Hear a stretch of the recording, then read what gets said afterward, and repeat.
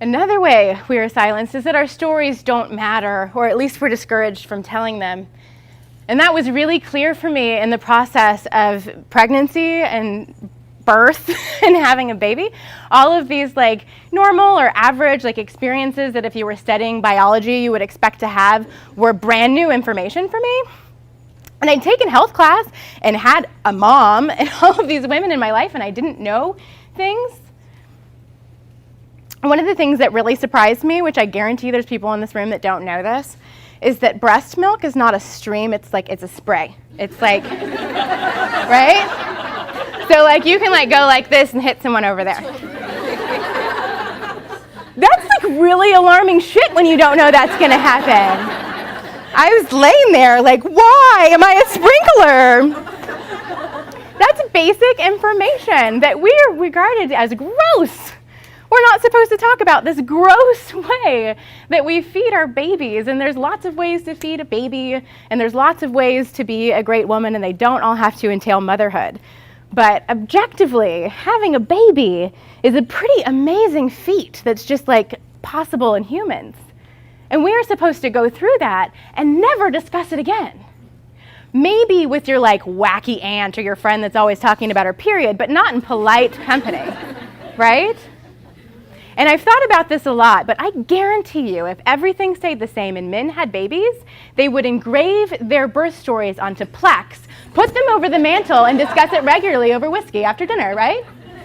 And then I told her, no epidural for me. Like, that would be amazing. That's a really big deal. And all of this has this way of isolating us. Even the most basic experiences we have in common, we're not supposed to discuss. So beautiful, ashamed, silent, and of service, this is a tricky one. Because it's one of the things that we're handed, that we're allowed to be, that I think we feel good about. And I'm not saying that you can't be of service or that you can't regard your life as being about service. That's fine if that's your personal ideal.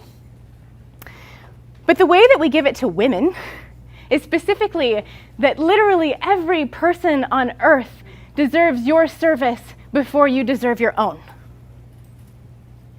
And we see this in narratives about business and everywhere else. Women are asked for discounts. Women are told that what they do for a living should be a gift all of the time. We are here to be of service. And because we're not serving ourselves, it's like this joke between us about, oh, I don't have any time. I'm sure if you exercise, you get that. If I had time for myself, I would go to the gym too. It's not funny. That's not funny. I'm not talking about being able to jet off to the Bahamas and have month-long, soirees, get your groove back, and that would be great too. But I'm talking like exercise. Take yourself for a walk.